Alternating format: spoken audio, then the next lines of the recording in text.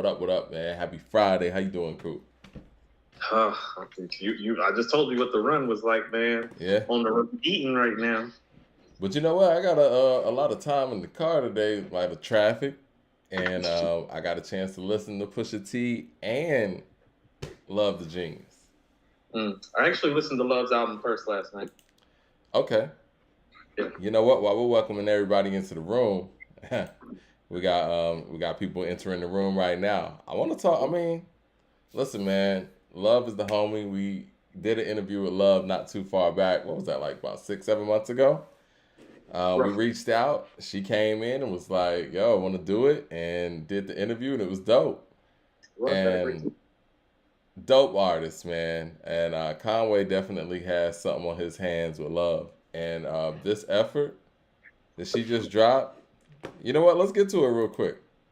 Okay. If you don't mind, we'll jump right into it because we got everybody coming in the room at one time. No, let's go and get it cracking. Self love, two. Self love too. Yeah. You know what, man? The production, man. The production was on fire on this one. You want me to comment on that? Like. Go So ahead. just the Griselda crew with Armani and Love is just proving to be outstanding at giving them the type of production that MCs would rhyme over and that heads would appreciate. Wouldn't you say that? It's like, it's not Yeah. just good track selection that fits the artist. It'd be like on some rap shit too. Like in a way, I mean, Mike, to speak to it, kind of comparable to the beats that Rod Digger got for Dirty Harry, where it's like, yo, these beats on some rap. These beats on some rap shit. That's a good And yeah.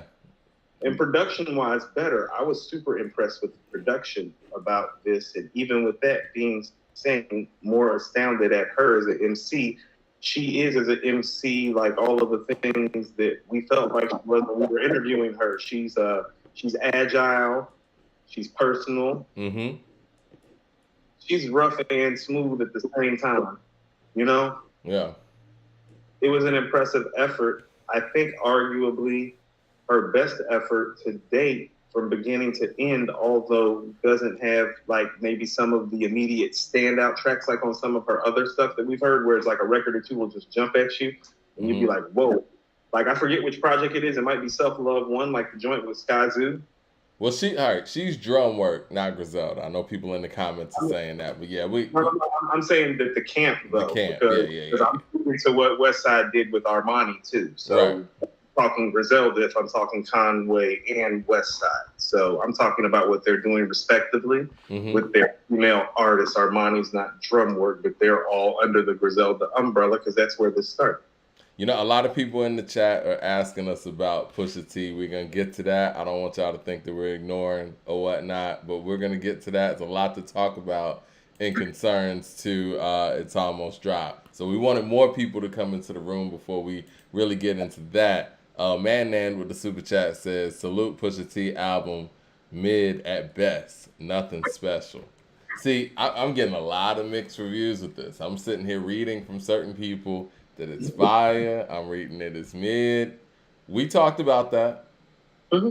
I told you I didn't know how to feel about it because there's it's been a minute since I've listened to an album like this where it's like, man, there's so many ways to unpack this album and making it difficult to rate because of the different ways that you can look at it. Right. You know, I've been having a conversation on here, obviously, where we're talking about how Kendrick puts albums together.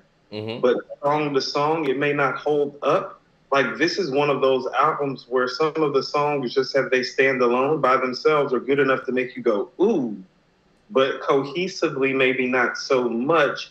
And there's a few different things going on. Like I started taking some notes last night on them, and I have some that like obviously updated today from having to listen to it more times in my car, like you might with the traffic being around. Yeah. And all those things. So I've heard it a few times now, like more than a few times, actually. Kaylee 007 says, let's not waste time. Pusha T, 4 out of 5. Mike's, I guess. It's solid effort. Should have never said album of the year, which is any scenario makes one view things different. It's just an effort. And I agree with that. I will agree with that sentiment. And Miss LB says, salute, fellas. Do y'all think Pharrell outdid Ye on the production side? I'm going to let you Okay, handle both of those things. Unpacking a lot. I was about to say, so we just pushing Love's great album off to the side for a second? Is that what y'all were saying? I think this is going to be one of those shows. This is going to be one of those shows where we're going to talk about these two releases. So Okay, we can kind of talk about it all within the constructs of one discussion. No, that's cool. I just want Love to get some respect today because I'm going to speak to something. I don't know if a female MC does what she does as well as she does, as consistently as she's starting to prove to do it, because we don't have a lot of rap material from Lauryn Hill. Seeing where I'm going? I agree with you.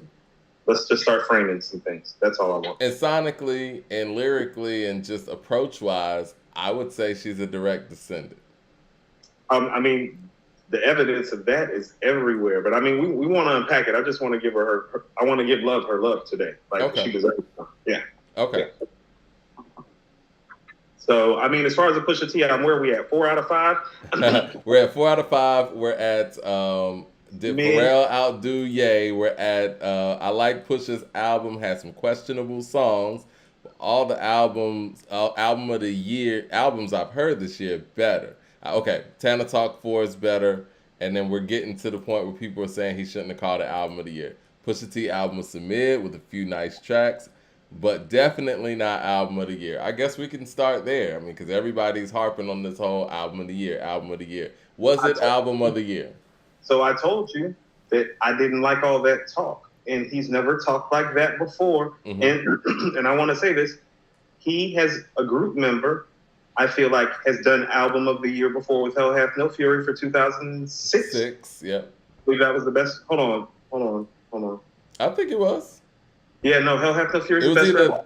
Was King 2006? I feel that way, but Hell Hath No Fury is still better than King if we're talking from beginning to end. Okay. It is. A lot of that has to do with the Neptune's production, oddly enough. Right. Right.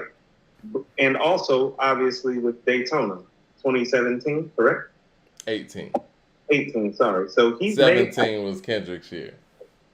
Last time we seen him. Okay. Oh, yeah, 5 years. So he's made album of the year twice. Once solo artist, once group. Yeah. Either time you never heard any of that. And I told you that was the part about it that I didn't like. It's like, oh, he's had album of the year stuff before and never said a word. And so it made me feel like, well, who's putting him up to say all this stuff? And also, too, when you start talking like that, well, you have to deliver. Because you have a track record that says you could deliver. I told you, and so people saying it's 4 out of 5. Well, that would be closer to My Name Is My Name than Daytona. Now, wouldn't it? My question would be, and now that you mentioned that, my question would be, what exactly did he hear during this process to say album of the year? Like you said, a lot of these songs sound good on a standalone, basis, and it does sound like these songs were actually recorded throughout a 2-year duration. I mean, I don't know. I'm just guessing here, right? They don't sound like they were recorded all at a same period of time or in a close proximity together. But my question would be, what songs was he hearing during these sessions putting this album together to say, no, album of the year? Because he was saying that last year as well. I'm not certain. First of all, whoever made the comment, Pharrell outdid Ye, yes, and in a landslide. And that's part of what's wrong with this album, because he didn't all the way deliver for Pusha production-wise either. They both, we're going to talk about Pusha's part to play in this album, and this is still a good album, so I don't want people to think that we're rating it poorly, because we're not, because some of the music's, like I said, some of the stuff just as it stands alone, well, it checks too many boxes sometimes for you to be like, oh, well, that's not dope. It's like, no, it is. But what I'm going to quibble about is that, well, is it what it should be for somebody who has entered a lot of all-time great discussion lately? Yes. We're not talking about how you exist in your era anymore. We're talking about how you exist all time. And so much like we're weighing people like Kendrick extremely heavy, well, guess who else gets weighed heavy? He does. Yeah. And so I'm looking at it from the perspective of not Like if a new MC were to release this album today, it would get album of the year talk and contention because it'd be like, man, who is this guy making these songs? Well, DeCarlo said something I think is interesting too. He said if Pusha hadn't released those tracks, I think we would rank it higher. I give it about a 5.5 mics. Also, too much yay on it for my taste, and he was trash. So much to unpack because a lot of these things that people are saying are very valid, and I want to get to everybody's super chat, but we're trying to keep the show going. So if I don't get to it, don't be mad. We're gonna talk about everything when it comes to this. Right. So just specifically, well, let's start with the Kanye part to play about why this album isn't album of the year. Like right now, Mike, I would tell you that it's not a 4 out of 5. It's probably a 4.25, but only because the highlights are high enough, and he's doing certain things MC-wise where you're like, well, no, but it's missing some marks. The first mark is missing. Ye is missing the mark once again. Mike, if I got to talk about this engineering shit one more time. Well, see, somebody was asking who's to blame. So, okay, this is what we're gonna do right here. Let's do this. We got 3 people here, 3 key people. Who gets the most blame for? And see, look, I don't want to act like this album is not great or not good, rather, because I don't think it's great. I think what they set out to accomplish, they went out there and accomplished, which didn't seem like they were trying to make a classic album per se, because I think Daytona gave us the blueprint for how an artist like Pusha T would do that. I think that the mission here was to make some bangers for the summer, right? Because I don't really even, when I ask you like what was the best verse on there from Pusha T, you had to go back and think, because a lot of these, I think the most bar heavy record on here might be Dreaming of the Past. Hold on one second. Let me. That's the one with Ye. That's the one with Ye. And where Kanye sounds like it. I've never heard Kanye rhyme so unenthusiastic. Like, I mean, first of all, Kanye's body language in that verse lets you know everything about his work on this project. Okay, the Kanye stuff, and that's where I want to start. I'm tired of talking about this engineer stuff, but if people want to know what I'm talking about when I'm talking about engineering, listen to the quality of the Pharrell records. Not the beat, not the vocals, the quality of what you're hearing come through your speakers. That's engineering. It's mixing and mastering and engineering a track. None of the Ye tracks had that. Now, if that was the goal, listen to what I'm about to say, Mike. If that was the goal for Ye to do the tracks like that, I call that the Enter the Wu-Tang style. Like, we did this in our basement and in our bathroom. It's real raw, and it's supposed to have that gritty, like, ethereal. No, if that's what you're trying to do, that's fine. But that's why I was telling you, it's like, who else doing the rest of the beats? Pharrell doing the rest of the beats? No, this isn't about to work. And so if that was the case, they should have made this actually like a double album. And it should have been like 8 or 9 Ye records and 8 or 9 Pharrell records on separate sides, like the light and the dark. Because what Ye was doing, he obviously had a totally different vision for this project. And it showed production-wise. And also, too, I don't even know how much of this, like, got just left in Pusha's hands, like, literally, because Ye gets pulled so many places and has so many things to do where it's like, all right, no, I didn't like what Pharrell just said. I think I'm going to be out, take these tracks. All right. I'm taking this position. I think my blame meter for this album and how it went and how I think Pusha goes number 1. He's number 1 to blame. And then I'm going Pharrell, and then I'm going Kanye. And this is why I'm going, and I know, people probably think I'm caping for Kanye, even though I think Kanye did the weakest job on this effort. It feels like they pulled Kanye into this kicking and screaming.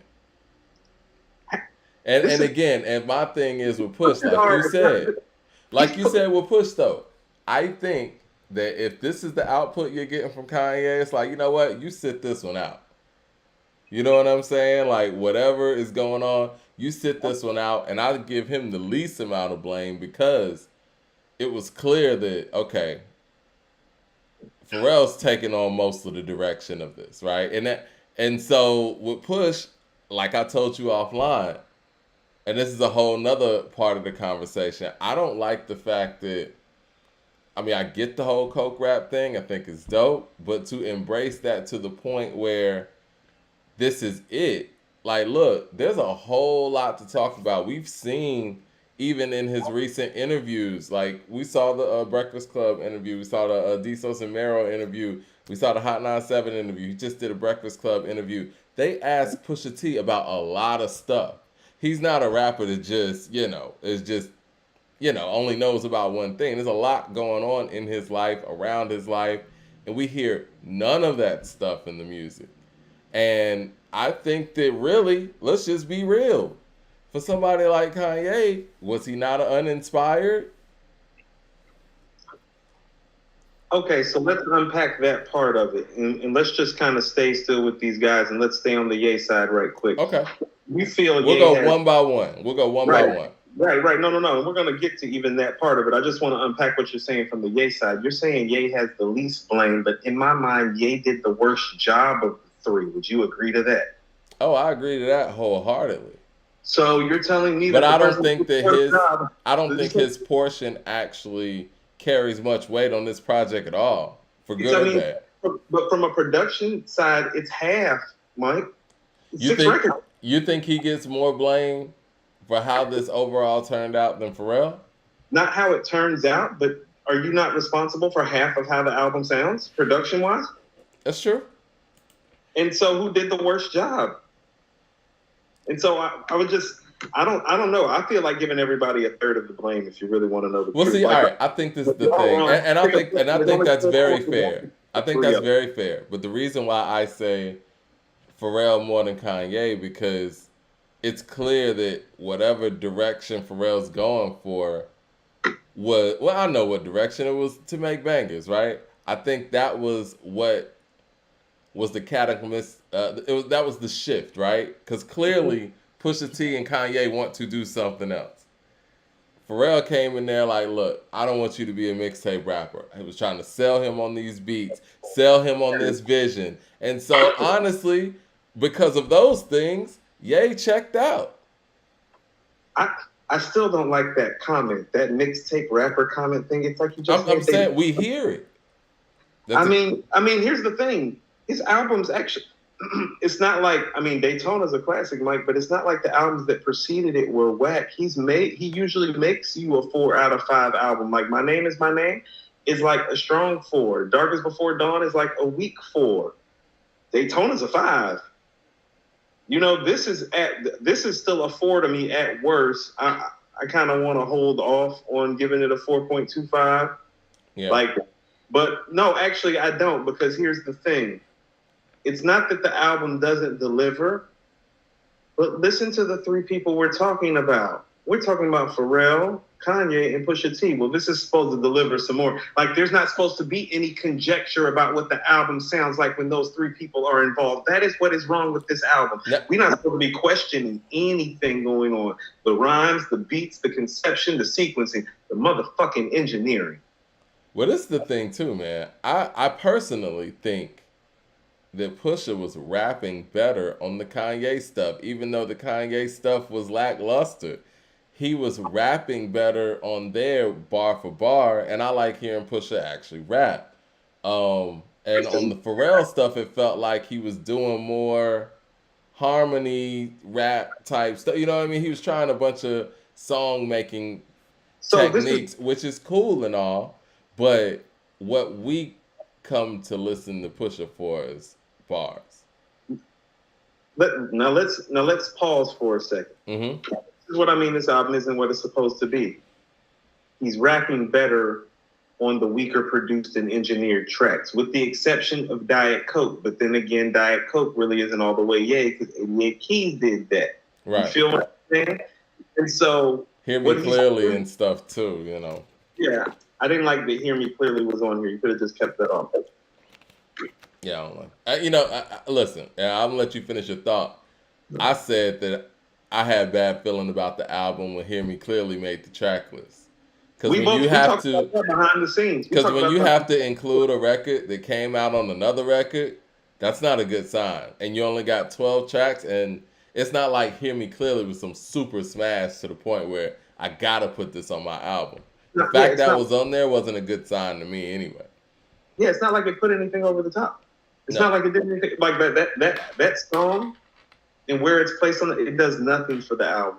Like literally, like nothing. It's like you can just like go to the next record. Like it's a dope Pusha T record. Like he's got countless of those. No, it's dope. And I don't want people in here to think that we're saying it's not dope. It's just one of those records where it's like, if it was gonna be on something else, it doesn't have to be on your album too. You got a whole bunch of these.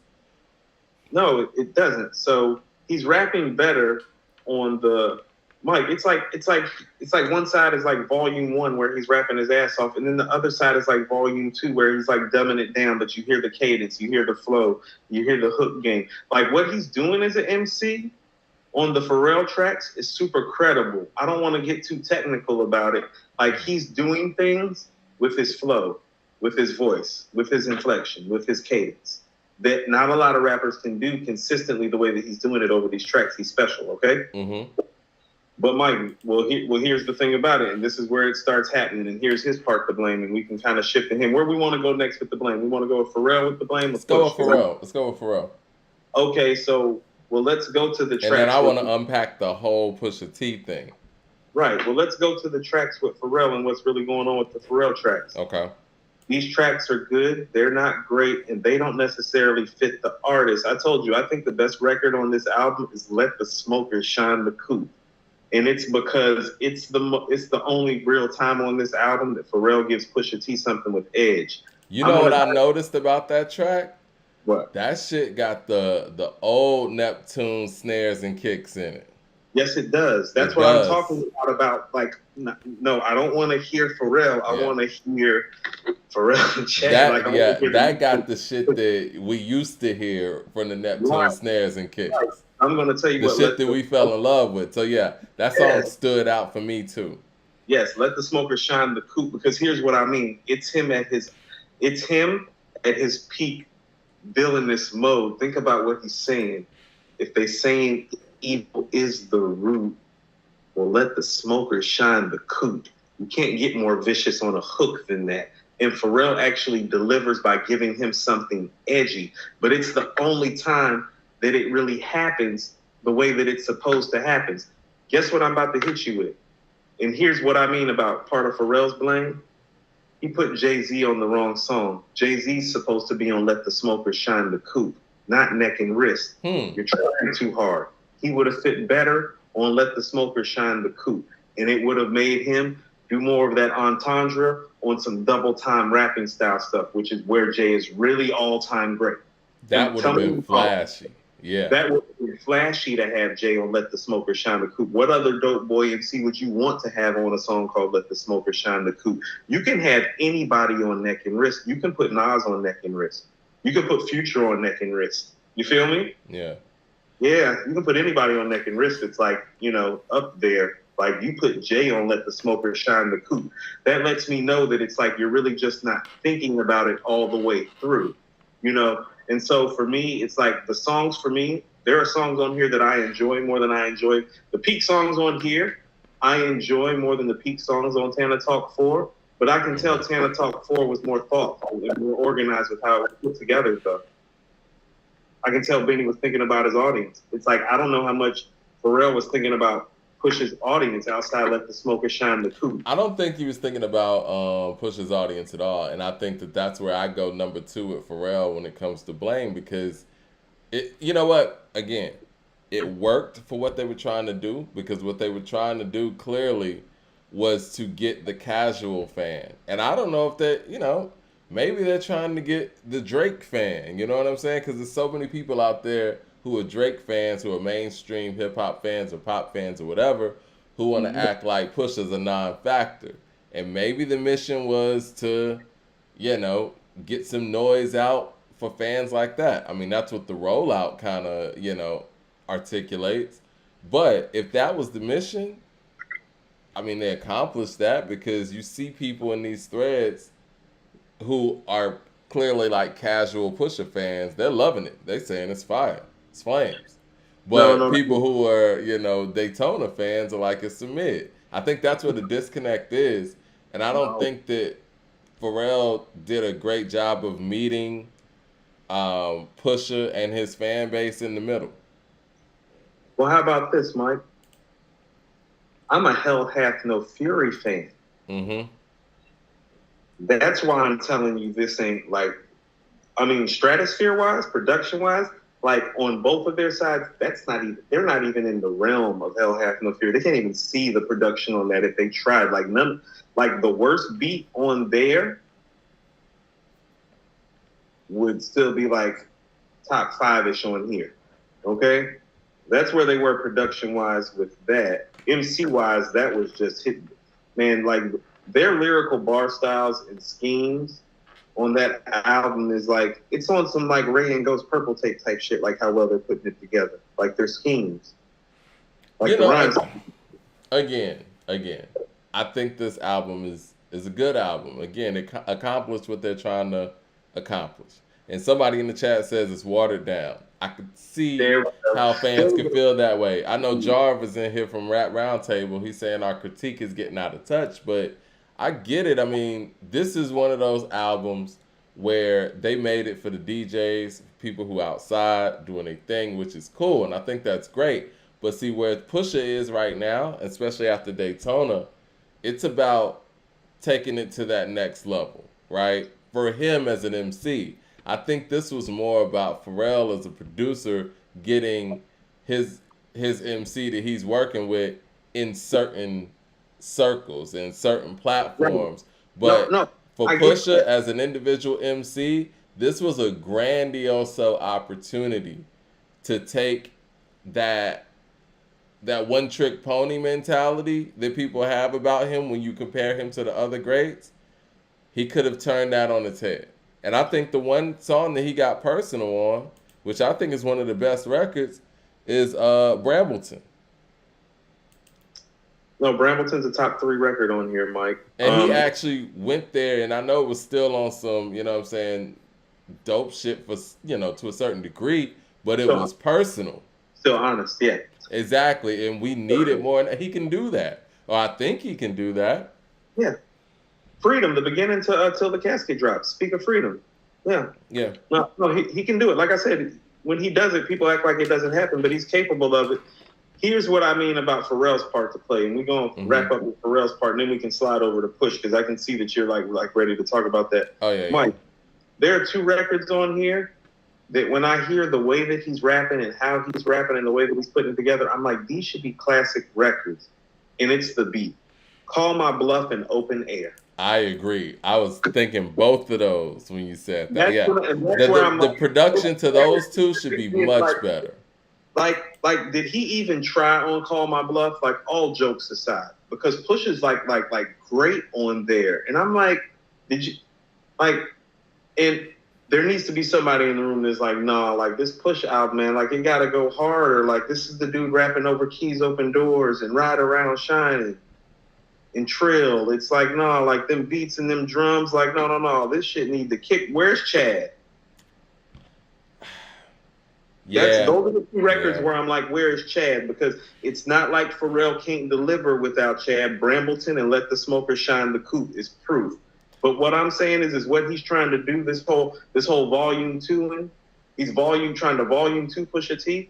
It's like you don't have to do that on every record with Push. Like Brambleton and Let the Smoker Shine the Coupe and Neck and Wrist is enough.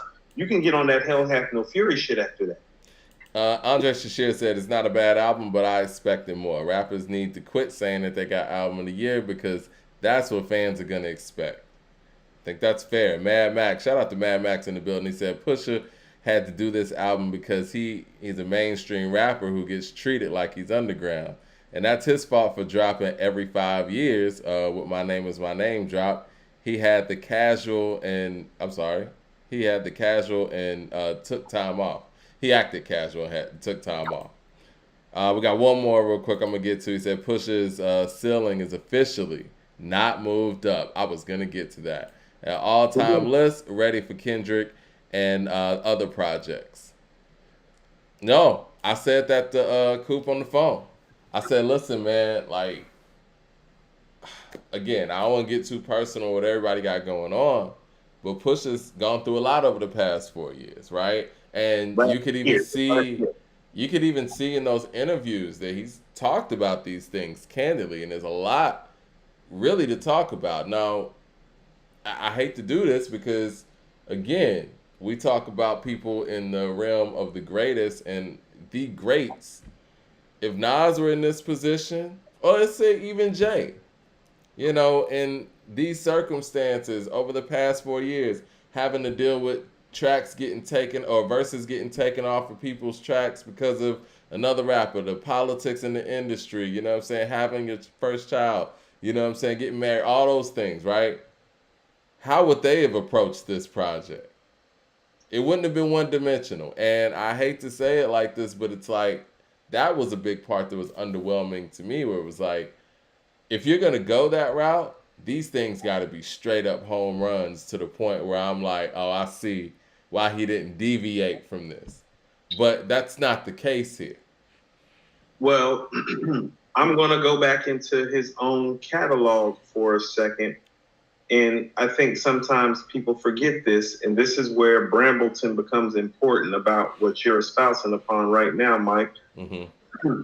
The three best, I would guess you would say, drug-related albums, Mike, that I ever heard, in my opinion, are Only Built for Cuban Links, Reasonable Doubt, and Mike, Hell Hath No Fury. You want to know why? It's personal. I told you when I heard Reasonable Doubt, I'm like, this nigga's going to jail. But that's part of what made it so beautiful. He let you so far inside of his life that it actually made you afraid for his freedom. I'm going to say that again. He lets you so, like, and that's where Jay fans talk about it's like, oh, well, he's not just talking about it. He's talking about it personally because he's actually lived it. And he's, in the first time that he did it, like, he did it in a frightening way where it's like, you were like, hold on. Yeah. Like, oh, shit. Like, no, this dude's pushing weight out here. You know what I'm saying? Like, right. Real weight. He's in real trouble. Like, I do think the feds are following this motherfucker. Like, it was like that when you heard it. That's part of what made it great, Mike. The personal, Mike, how does the Purple Tape start off? I'm not trying to sit back and acting like I'm trying to be a drug dealer all my life.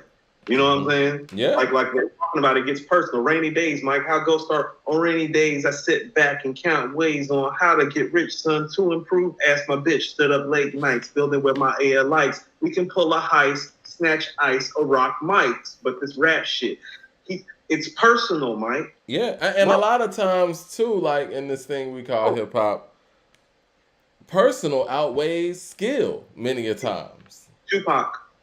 I mean, I knew you were gonna say that, but yeah, no, Mike, personal outweighs skill. Mike, it outweighs. And when you have all these things going on, and again, you're already talking about them in these interviews, so I really would have loved to have seen a lot of the things that were just covered in these interviews put on an album. I think he's, but see, again, when you don't do that, it makes me feel like what the comment said, that, okay, that this is his ceiling. Like, this is the best it's going to get. And so jumping to that top 10, top 15 tier might not be there. Because I know our discussions before was Jada Kiss Pusha, right? And I can't put Pusha ahead of Jada because Jada got Y at least, and I don't even really like Y like that. But well, see, this is what I mean about it. It doesn't have to be like, I guess what you would say, thoughtful or conscious on that level, for it to be personal. I told you, Mike, I love Hell Hath No Fury. Like, the intro, Mike, he talking about a 411 Cuban helped us weather the storm. That's that personal shit that I'm talking about. That's that Reasonable Doubt shit. Or when he's sitting up here talking on Hell New Words, funny how my neighbors don't think it's where I'm supposed to be. They think I'm cuter in jail, but the only time I'm locked up is when the roof's on the SL. But that would even come off. So that would mean I'm visiting.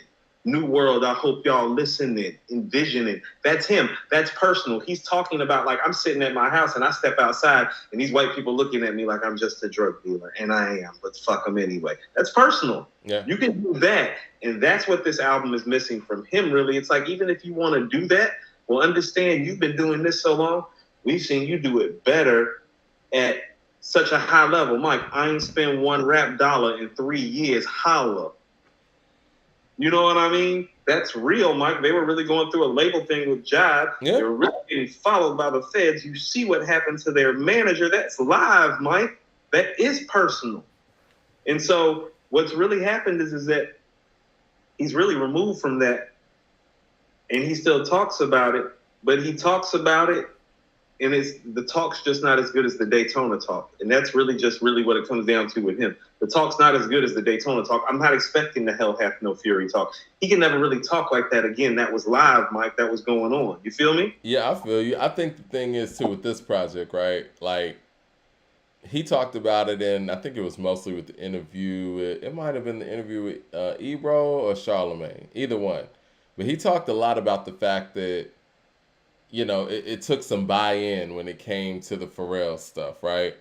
And I don't think, just listening to him on some of those tracks and some of the Kanye tracks, I don't feel like he totally bought in to the Pharrell tracks as much. Because, I mean, listen to how he's rapping on Hear Me Clearly, Diet Coke. It's a whole different approach. It's a whole different guy, pretty much. And for that, I think he kind of has to be number one to blame in how this turned out. Because, again, this is your album. And, you kind of got to dictate the pace. And I think that it would have been better served if he did a whole album with Pharrell or just did a whole album with Kanye. And I truly believe if he did a whole album with Kanye and they were locked in to do that, those Kanye records would have turned out better. But, I mean, Kanye's verse on the song that it's two songs that he's on, but the first one, what's it called? Dreaming of the Past. Kanye's verse on there, man, I've never heard Kanye sound so out of it on the mic. No, it sounds awful. Yeah, and meanwhile, on the other side of things on Daytona, you got his verse on What Would Meek Do, which is like one of his 10 best verses. Apex. Yeah. Like the height of it. So you can tell like how into it he was then versus how he wasn't into this for whatever reason. But maybe it is this. And think about all the things personally have been going on with Ye. Maybe I'm going to reach out to say maybe he didn't want to hear all that talk because he's right there next to Push all the time and knows what's going on with Push and maybe trying to get more of that up out of him. Maybe that's why it was so gritty and so raw. He was trying to get something up out of Push, Well, what would you say are some of the best verses on here? If we just going to go verses.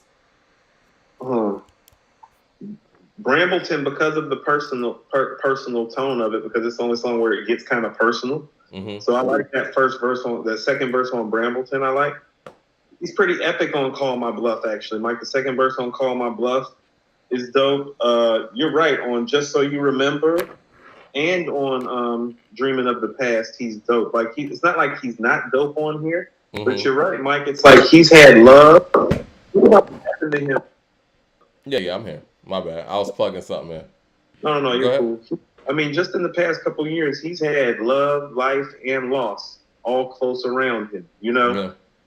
And I'm not saying he needs to go like Nas on Godson or like Jay on 444, but it would have been nice to hear him, No, I agree with that. And it's like, it's one of those things where, again, it's like not everybody's going to do that. You don't have to do any of those things, but for the people who do, they're next level. A Scarface is next level. Like, it's that those are the things that people look for in the artists, like the vulnerabilities. What I was going to do, I'm going to take a quick break real quick, and I'm going to go to this digital yearbook that we got, right?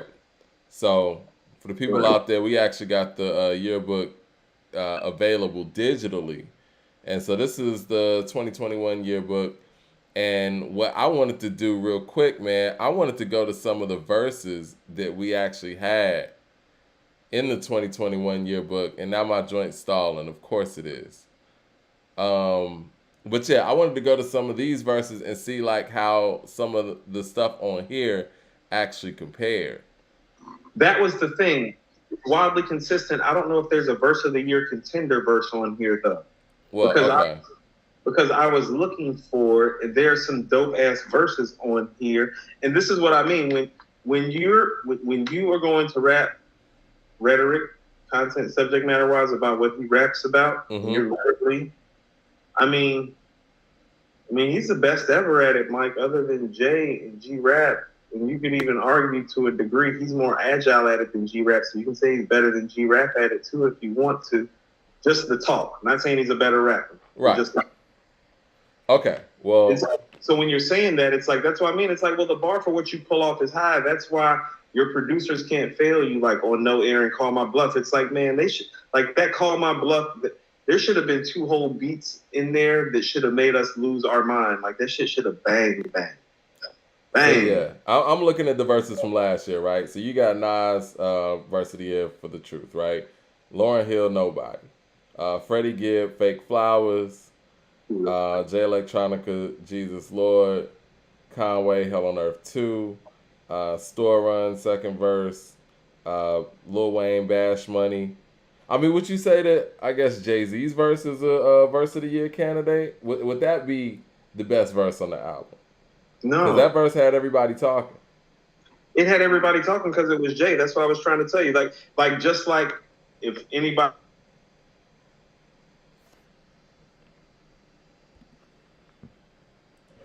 Coop, you there? Yeah, I'm right here. Oh, you froze for a second. Say what you were saying? What was the last thing that you were saying? Because it's Jay.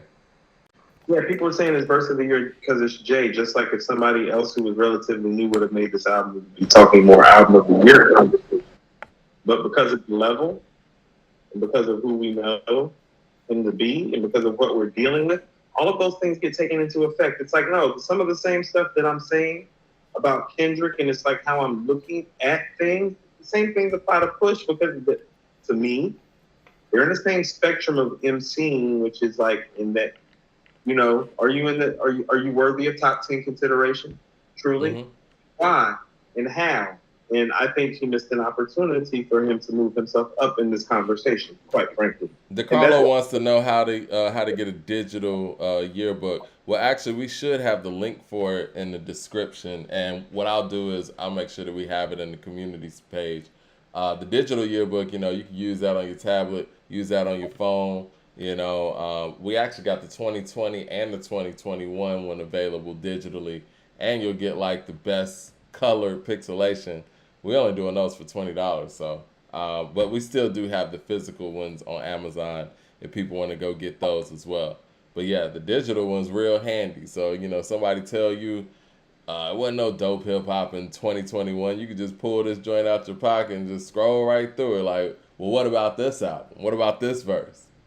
What about this slept on album? Man, there was a whole bunch of slept on shit. And I think this year we got a lot piling up. Now let's talk this album of the year stuff, right? Mike, I'm watching people in the hip hop group that we're part of, because, you know, I haven't been online all day. Mm-hmm. I'm watching people in our hip hop group like just gush over this Pusha T album. I'm so disappointed in these people. This is just another dope album from a dope MC. I'm not trying to, you know, I feel very comparable to this. You know what this record reminds me of, kind of? What's that? It's very Hitler Wears Hermes 8 to me, where it's like, oh no, the highs are high and it's great, but cohesively as a whole. Side A or B? Both, Mike. That's what I'm saying. It's like, well, does the Kanye side have some moments? It's like, yeah, because Pusha's rapping his ass off. Does the Pharrell side have some moments? I think Brambleton and Smoker Shine the Coop might be the 2 best records on here. That's Pharrell. So I hear it. So I hear it. Okay. So you know, I'm conflicted. I'm conflicted, right? And I agree with DeCarlo's comment from earlier. I'm trying to sit here and think, like, if I didn't hear any of these records, what songs would I think were the best? And Diet Coke would be hitting me much harder. I think Diet Coke would probably be the best song on the album if I didn't hear anything. And I still think Diet Coke is the best song on the album. I mean, you see, I saw there was a post where it was like 5 different MCs got their own versions of Diet Coke. Like, people freestyling over it because the beat's just crazy. It's not better than Brambleton, because of the personal touch, and it's not better than Let the Smokers Shine the Coupe because that's Pharrell's best job for Pusha, and that's Pusha delivering on that hook. Like that, Mike, I don't think people understand, like Let the Smokers Shine the Coupe, that's almost if you know level. It is. It's almost there. Like if you really listen to the hook and listen to what he's saying and really get it. No, that's just hard. Like that. Brambleton got a bounce to it too. Yeah, it does. But what I'm saying, Mike, Let the Smoker Shine the Coupe is dope boy anthem type shit. Like that's the shit. Ooh, Shamario Patterson said, "Ain't no 97 Averex on this album." Andrell Green says, "Do y'all 99 Averex, not 97 Averex." Andrell Green says, "Do y'all think Nas should have did Hear Me Clearly feature?" Yeah, they're saying that Nas is supposed to be on Hear Me Clearly. It would have been. Oh, it would have been. Yeah. It would have been nice. Drink Champs just posted the Nas and Hit Boy are in the studio wearing a Shaq and Penny Orlando Magic throwback jersey. They did that. And come on, that's a recycled picture, ain't it? I know it is. I'm just fucking with them. I'm just going through online right now. This is the only time I ever get to ever do this. Go ahead. All right, so let's go track for track. Brambleton. Yeah. Brambleton, right? Brambleton's hard, man. You know, I want to do like I think Man be doing this in our comment section. You want to rate it song by song? Yeah, let's do that. Yeah. Brambleton on a scale from 1 to 5. What are you giving Brambleton? I think Brambleton's a 5. Okay. Let the Smoker Shine the Coupe. Mike, that's the pinnacle of this album to me. That's it. It's 5. Like that's what I wanted. That's what his core fan base wanted this album to sound like if Pharrell was really going to be the one putting it together. That's what the album should have sounded like. Should sound like Let the Smoker Shine the Coupe. Okay. Dreaming of the Past. And give that a 4. Give that a 4. Okay. But that could have been better. It could have been better. What I'm saying, that's one of those tracks. It's like I hear the track. I don't love the beat. The engineering is horrible because the vocals sound-wise are sounding louder than the MC. When the vocals sound from a singer and from the beat sound louder than the MC, that's an engineering problem. Nobody wanted to tell Ye, huh? I don't get it. Somebody needs to because this keep happening. Apparently, I'm the only person talking about it. I'm not one of like 10 million niggas in America that's been like in the studio multiple times of hours and knows how this shit's supposed to sound. There's 10 million guys like us, Mike, that's been in the studio countless times and knows how it's supposed to sound. It's all about what you're going for, right? It's communication. All right, so Neck and Wrist. I'm gonna give that another 4, Mike. That's what I'm saying. Is like, what did they really deliver? How epic is that song? Is that song like ringing bells or people running around calling it a classic? Because it's not. It delivers. It's 4 out of 5. It delivers. You know what? Somebody needs to keep score because I see the people in the chat are putting up their numbers too. People are saying Dreaming of the Past is a 3.5. Okay. See, if you want to give it a 3.5, I'm okay with that because somebody needs to tell. Okay, the engineer's not even being put through slavery anymore. The engineer's been fired. All right, just so you remember. Just so you remember. When I was listening to this album, because I liked all the songs leading up to that, and I don't dislike the song, but if there was a song to cut, I would have cut that. Okay, but what he's doing, inflection and vocal wise, is MC. That's one of those songs where it's like fundamentally impressive. But I'm with you. This kind of 3.5. This is the thing. I would have, once we got the Diet Coke, then I would have changed this album into let me talk about something. You know what I'm saying? That's where the volume should have changed a little bit. But okay, just so you remember, what are you giving that on a scale from 1 to 5? I'll probably say like a 3.5 because I don't love anything about the track except for what he's doing with it as an MC. Okay. Yeah. Diet Coke, 5. I would give that a 4.5. I don't think Diet Coke is a 5. That's what I'm saying is because MC wise, like compare that to something like If You Know, You Know, or even go to Brambleton and it's like, it's not the same level. It's 4.5 though. What about Rock and Roll featuring Kid Cudi and Ye? I struggle with this record, Mike. What do you really honestly think of this record? Because it's like I listened to it a couple times, man. At first, when I heard it, I wasn't a huge fan of it. After listening to it again, like I said, I saw what they were trying to do. I like it. You know, it's cool. 4. Yeah, I'm cool with a 4 there. That 4 is a stretch because it's closer to 3.5 to me, but we can 4 it. That's cool. All right. Call My Bluff. Okay, see, this is what I mean. This is a 4.5 that should be a 5 because the production failed it. This Call My Bluff, actually, Mike, Call My Bluff should be the second best song on this album. He's killing that shit, but the beat is just not. After Let the Smoker Shine the Coupe, Call My Bluff. How about this? If Call My Bluff has a better beat to it, it could be the best song on this album. 4.5 though, because Mike, he's disgusting on there. Like as far as performance go, I think that's his best Mike performance on the album. Just that record. People saying Call My Bluff 4 out of 5. 4, I'm seeing 4s. Weakest song is Rock and Roll featuring Ye and Cudi. Okay. Oh, I'm not a fan. Yeah. Okay. Told you that was a weak 4. All right, so we got Scrape It Off the Top. 3.5. You know, it's weird, man. Ooh, it's just cool. I feel like, again, this is where Pharrell was trying to go. And I think this song right here, I think that articulates it the best. He wanted to connect with that crowd. And I think for that crowd, this is a decent song that I think they should have actually put out. I think they should have put that song out instead of Neck and Wrist. Not saying it's better, but I'm just saying for what they were trying to do, radio-wise or whatever, that's the song they should have put out.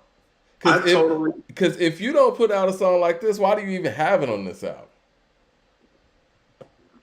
Get out my head, Mike. That was my thought. It's like, is this the next single? Because if it's not, it has no business on this album. Right. That gave it a 3.5 because this is what I'm talking about. I'm grading him on the highest level. So I'm even looking at the rationale for why you're placing the records in the structure that you're placing them. Mm-hmm. Like the order of the album, the song sequencing of the album matters when you're an artist of his caliber. And Pusha, let's keep it real. Pusha is an executive too. He puts together artists. He puts together albums. He was talking about how, you know, they found, what's her name, from Good Music. Married to Ahmad Shumpert. Tiana Taylor. He said they found Tiana Taylor's album going through Daytona. So he does these things. That's why I give him number one blame. He should have been like, yo, we're either putting this song out or we taking this off the album. Right. That's all. So the song is probably a 4 because I see what they're trying to do. Yeah. But it's out of place. The sequencing on it. And I want to briefly bring up something. The sequencing on this album isn't great, and I want to know who the executive producer is because this song should have been actually probably, truthfully, Mike, this song should have been between Brambleton and Let the Smoker Shine the Coupe. I was just about to say, I feel like Let the Smoker Shine the Coupe should have been the first song on the album and Brambleton number 2.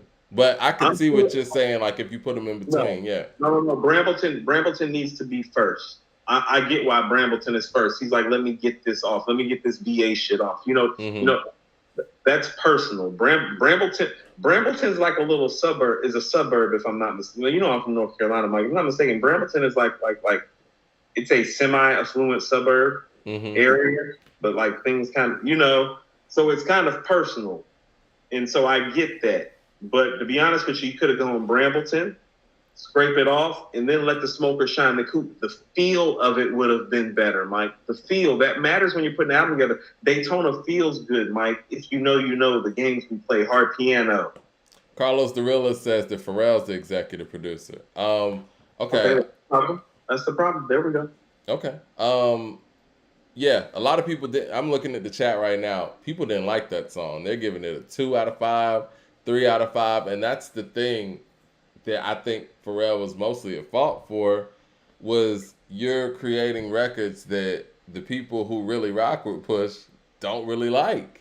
So I'm going to speak to something. We're going to go to the MCs that I have number 1 and number 5 on my list. What he just tried to do with Scrape It Off is what Hit Boy just did with Nas with YKTV and Spicy. Yeah. But that's why Nas is the GOAT. You understand? I don't think Scrape It Off's a bad record. But I don't think that Uzi is Uzi's not the best person to put. But yeah, that YG and yeah, that's... Yeah. Right, 3.54, Mike. But let's not get it twisted. it's not Spicy or YKTV. Like Spicy is a 5, YKTV is a 4.5, maybe a 5. Like those records You slap. know, it's And they crazy. I don't really like Spicy like y'all like it, but I like YKTV. like, you like YKTV I like more. You YKTV. like you think Nas is more fluid on there because he's doing better at keeping up with what the kids are doing. But Spicy still slaps, Mike. That beat the Spicy is crazy. I listened to King's Disease 1 today, and yeah, they're improving on their model each time, and it's like King's Disease 1 is good, but King's Disease 2 is better, and then Magic is some other shit. Woo. Timothy Shepard says, absolutely love the hip hop yearbook. Appreciate that. Yeah, we got it right there in digital form and in physical form. I'm liking the digital one, man, where people could just pull it up wherever. And, you know what I'm saying? I know a lot of people might be catching the train depending on what city you living in. You know, it ain't feasible for everybody to lug around like a physical copy of a book. So we had to get it to you on the digital platform too. Let's see. So like I said, the song is. I don't think the song is as bad as people are saying. It's like more like a 3.5 to a 4, Mike. I saw what they were trying to do with it, but that's what I mean. It's only a 4 if you make it a single and if you move it up. That's why I said 3.5. I think it could actually be a decent single, but see, the thing is, man, I mean, Don Toliver is Don Toliver. I mean, he was on King's Disease 1, and he sounds great with just about anybody. And Uzi did his thing, but I just don't think that Uzi and Pusha were the best matchup, in my opinion. But I think it's a decent song. I don't think it's as bad as people are saying. I think it's just so far off from what his fans want. I mean, so this is one of those things. Is it's like, well, is Hit Boy a better producer than Pharrell all time? No. But is he better right now? Yes. Oh, yes. That's not even a question. Because YKTV and Spicy, Mike, the beats, if you're putting this record together and you're putting Lil Uzi with Pusha, the beat the beat has to. Like Hit Boy doesn't put Nas in the position that Pharrell just put Pusha T in. You understand what I'm saying? Beat-wise. Like, it's a no-brainer. Like the first time I heard Spicy, I was like, single, soon. Oh yeah. Mike, as soon as I heard YKTV, I was like, single, soon. Guess what happened both times, Mike? Singles, soon. Set up that way too.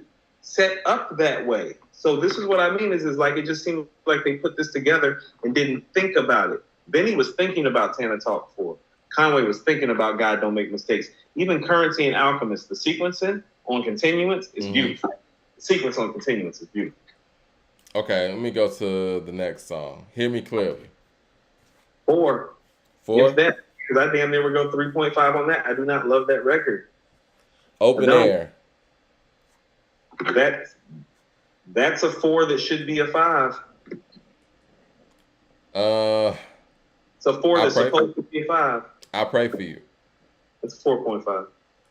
Yeah. Malice is Malice is or No Malice? No Malice is it No Malice? How was his name on there? No Malice? Well, it on the track list it says Malice, so maybe it's back, but okay.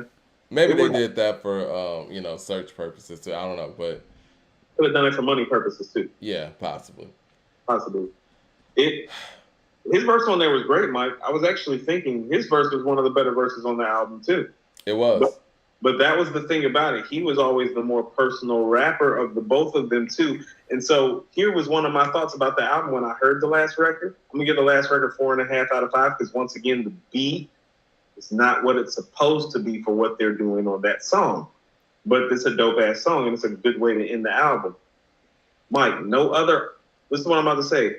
No other all-time great rapper has been as comfortable being in a group as Pusha is because it's his older brother. And there is something about hearing that record that made me realize it's like, oh, he was always the flash and the delivery. Exactly. And you can hear that. And the substance was Malice. And the substance was Malice. Yep. And it's like, well, that's where they succeeded so wonderfully on Hell Hath No Fury because Malice is the one that's super personal on Hell Hath No Fury. Like Pusha's personal, but what I'm saying, it's because Big Bro is super personal. Pusha's keeping it connected. He has to be personal somewhat to keep pace with Big Bro.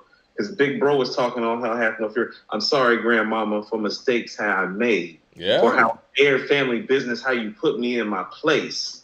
I never thought about it like that, but you're right. Mad Max at the super chat says, this may be a reach, but Push had a line about how he wished that he had fans like J. Cole, but a dope boy got to be a man. LOL. I think these two have tension because of the Johnny P's caddy.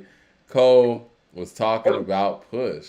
What's the verse? But what verse is that? Because that's one of the best verses on the album. I just couldn't recall. I feel like that was towards the end. That was that Open Air? That might have been Open Air. I think that's the verse on Open Air. See, when he's saying stuff like that, man, the beat need to knock on that tap. You know what I mean? Like I think the casual says that Cole took shots at him on Middle Child. We're missing a whole thing going on. Are we missing a thing? We're missing a whole thing. That's North Carolina VA. And that might be just a competitive thing. And I truly believe, I know some of y'all were joking in our community section that Kendrick was releasing his album on my birthday or whatever, but it's also Pusha's birthday. I think that was more towards that on a competitive level. Because all this album of the year stuff, I think it stops today. I mean, where do you see this as far as the album of the year discussion so far? Because based on how we just went through each song, this seems like more of a justifiable 4 out of 5 album, right? No, that's why I said 4.25, because if you actually look at how we rated it, there was only a few records that hit the mark below 4, and there was a couple of 5s and a couple of 4.5s, and mostly 4s. I think it's probably closer to a 4.25. Okay. Jordan House says that was Call My Bluff, by the way. And Ray Realms got a super chat. He says, my last super chat, I asked who should Push do an album with, production-wise? I said Clips and Alchemist. Alchemist is the answer for everybody, seems like. I think Push should do an album with Kanye West. Kanye West needs to get his mind together or whatever and get his mind right, and they work. Because I think I told Coop this offline. I truly believe if, this whole Pharrell rollout or whatever wasn't even a thing, I think based on the past 4 years that Push has had, him and Kanye could have come together and done somewhat of what Kanye did for Common would be. I think it would have been a lot more introspective. I think that, especially with the spiritual vibe that Kanye has going on now, I think that it would have been stripped down. I think that's the person that he needs to do an album with. Excuse me. I think that's the person that he's comfortable with if he's going to get that, personal. And I just think that it's a sonic link. I don't think the answer for him is Alchemist, in my opinion. You want to know what it really is, Mike? I think they just really... Are we talking about Clips or are we talking just Push? I think we're talking just Push. Because I don't think there's any Clips coming. If it's Clips, I'll say Neptunes. But, Yeah, because if it's Clips, I'm going to say Neptunes. Yeah. Because Malice is in the building, and he's proven himself to be important in a variety of ways in terms of how that all kind of comes together. Because what I'm really starting to realize is I think that when they're all in the room, and that includes Pharrell, I think Malice is the one that's actually calling the shots. Mike, what do you say? You know what I'm saying? Yeah, they grew up together. Like Malice and Pharrell and them are the ones that grew up together. Like him, Timbaland, all of them are in the same age bracket. Like Push is the little brother. But I feel like Malice, like I'm talking about behavior and personality wise, is the leader of the group in terms of vocalizing how this shit is about to go. Oh, definitely. Right. And so him being in the fold, if he's in the fold, then Neptunes needs to do the album. But as far as Push, it's like, well, I think after this whole Kanye Pharrell thing, because really, I mean, his whole career, Mike, I mean, 90% of his career, I would say the beats have been done by, at this point, Pharrell, Kanye, or Timbaland. Yeah. Like about 90%. Pharrell, Kanye. That's a pretty good record. No, it's a good record. It's why his stuff is usually always 4 or better, Mike. Yeah. It's why he don't miss. You know what I'm saying? He don't miss. It's not like Clips has any bad albums. It's not like he has any bad albums. Those two songs that you and I were just discussing where Pharrell let him down on the beat, that's rare. Shout out to Jay Short with the super chat. He said, if Daytona was Push's Illmatic, this was his It Was Written. It's not Daytona, but the album will be celebrated in time. I think that's an interesting way of putting it. Go ahead. I think, see, this is why I bring up Volume 2 in terms of historical context, because what my fear is for some of these records is that the greatness of them isn't going to be heard because it's not going to stand the test of time. Open Air and Call My Bluff come to mind specifically because of the beat. It's not going to hold up over the test of time. I agree with that. That's what I'm talking about it, how it being kind of Volume 2-ish, where it's like, well, some of the stuff is going to hold up. So if I'm calling it, it's like, well, Brambleton and Let the Smoker Shine the Coupe, oh, that's about to hold up, in my opinion. Open Air, Call My Bluff, it's like, oh, I don't know about those beats holding up. Remember how some of this stuff on Volume 2 sounds now? No, you're it's right. Like, that shit was, so what Jar was saying, oh, yeah, everything on Volume 2 was live and flying, playing in the clubs when it came out. You remember that, Mike? How did it hold? Ain't nobody out here playing "Can I Get a What" with the chickens and all of my, maybe in the old school jams or whatever. But it might still drop. But it's like this when you start talking about your legacy, it's straight up nostalgic though. It's straight up nostalgic, not classic rap. Yeah. LP says Kanye thinks that Pusha should only rap over Dusty Soul samples. He's not trying to give Pusha a B. He typecast Pusha. I don't think there was Dusty Soul samples on Daytona. Hard Piano is not a Dusty Soul sample. Daytona was produced so well that I was like, this don't even sound like Kanye. I didn't know Kanye did If You Know, You Know. Does that sound like a Kanye beat? Really? Really? No. Think about it. No. I mean, the games we play doesn't even really sound like him either. I mean, as far as his versatility, Mike, as a producer, I don't know if he's done a more versatile production job as he did. Because in 7 Brief Songs, it's like he gave you like some Pete Rock shit, some RZA shit, some Primo shit. So because Infrared is some RZA shit. It is, Mike. That shit is crazy, man. Games We Play is some Primo shit. Yeah. You know what I'm saying? Yeah. Hard Piano is some Pete Rock shit, Mike. Like with a bass line. Like he's all over the place, dude. He's all over the place on If You like on Daytona. If You Know, You Know. Like If You Know, You Know sounds like some Q-Tip shit actually, Mike. It does. Tabernet says Open Air is a highlight of the album for me. The highs on the albums are the highest, and he's had, but the lows are bad. Listen to what I'm saying. Mm-hmm. Open Air is a highlight on this album. It's not as high as it's supposed to be. I don't think people are listening. It's not where it's supposed to be. It's not enough when you're dealing with this caliber of producer and this caliber MC for the song to be 4 out of 5. Like when the guy is talking a certain type of Mike. Okay, so when Q-Tip is dropping that Memory Lane beat, the first version of it, and you hear it, you're like, man, that beat's crazy. But you hear Al Nas is rapping to it. You're like, no, we need a different beat to fit what he just did, even if he just did it over this beat. You feel me? Yeah. That's what's going on Open Air and Call My Bluff. It's like, no, when you heard him doing that, you should have made it 10 times harder. You're like, man, this nigga crazy. I just feel like with Pharrell and Kanye around, there had to be some better beats around. Right? There had to have been. Let the Smoker Shine the Coupe and Brambleton and Diet Coke could not have been the best beats in the database. Could not have been. Could not have been. I just refuse to believe that. It's hard to believe that, right? I refuse to believe that. Who did you give your beat to? KL007 says, I disagree with Jay Short. It Was Written is arguably better than Illmatic. If you know, you know. Pun intended. This album would not be viewed a classic over time. Definitely not comparable to Daytona. Pusha's album Anticipation Drop Snow. Listen, I think that's the other part of it too. Just the build up for it. I don't think it did this album any favors. I get it, but this extended rollout over a month's period, and not to mention that we were hearing about this album last year. And the Nigo confusion where it was like you had Hear Me Clearly out there, and he was promoting the Nico album. It was like, I don't even think he explicitly said it was the Nico album. He was like, Hear Me Clearly, dropping Friday, whatever that was, April 3rd, whatever. So people are thinking, okay, we're finally getting this album. I feel you over there. What's up? What's up? This But is when he just woke up.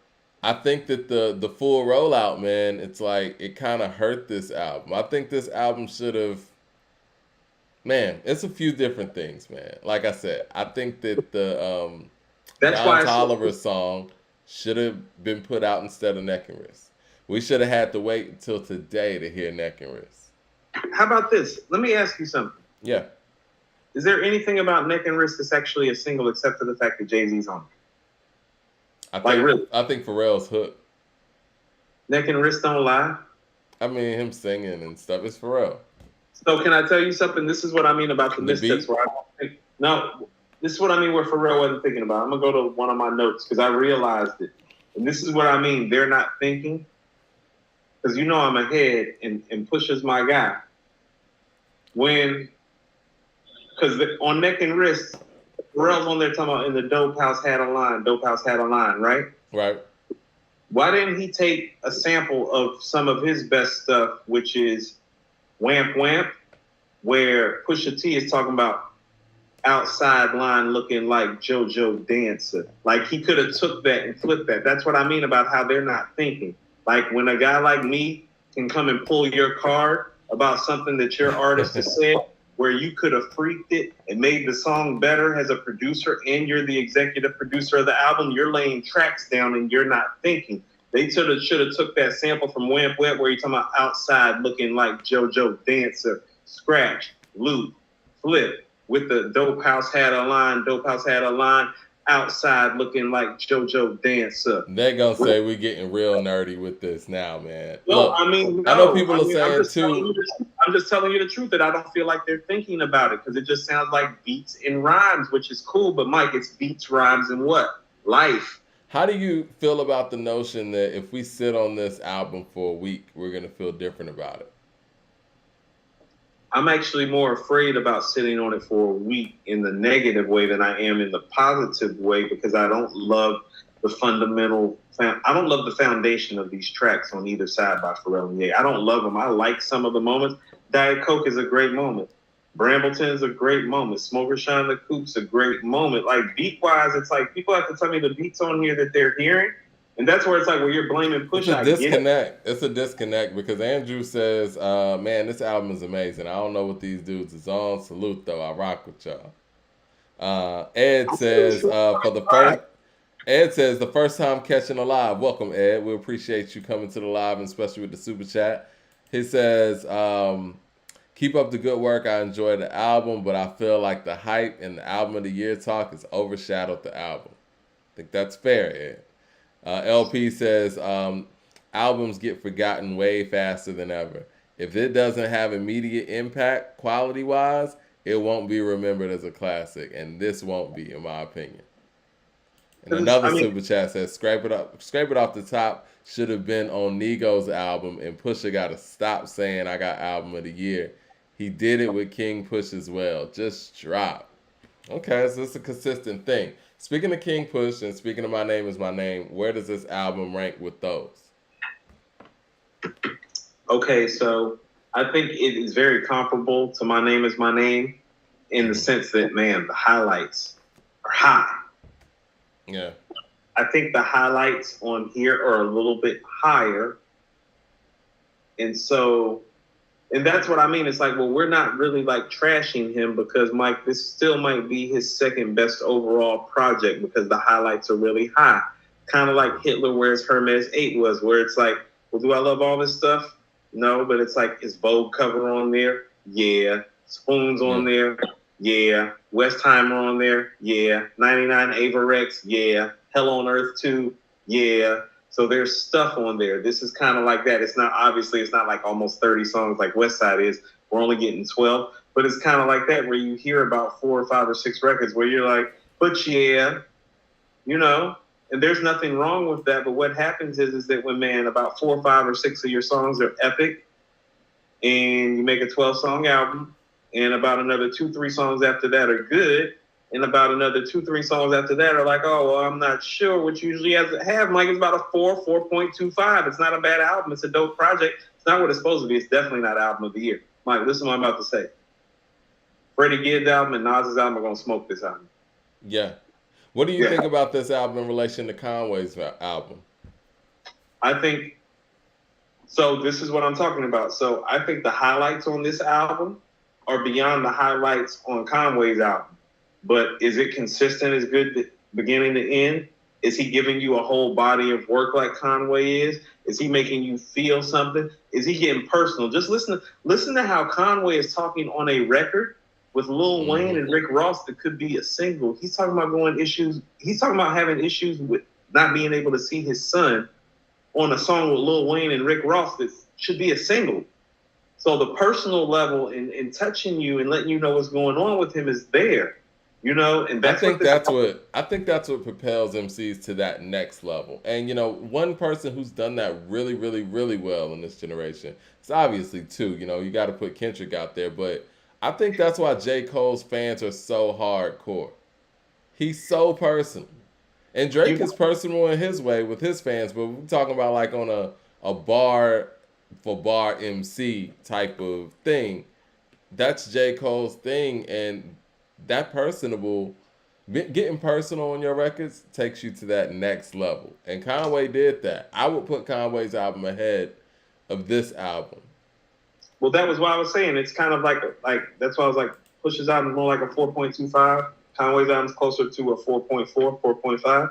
And that's why, because it's like, well, production-wise, I'm not overly impressed with either one of the albums. I feel like both of them could have gotten some better tracks. Mm-hmm. But in Conway's case, I felt that the beats that he chose fit the themes that he was talking about better, and the themes that he was talking about were more diverse.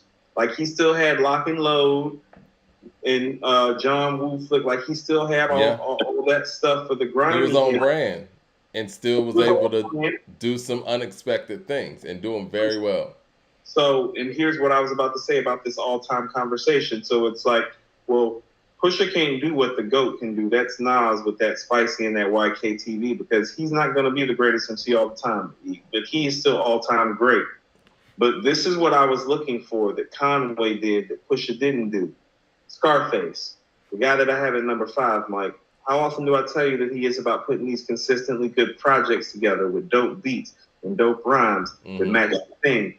God Don't Make Mistakes is closer to that vein. And so Conway and how he's putting together albums is more on a trajectory to be remembered in that man for doing that.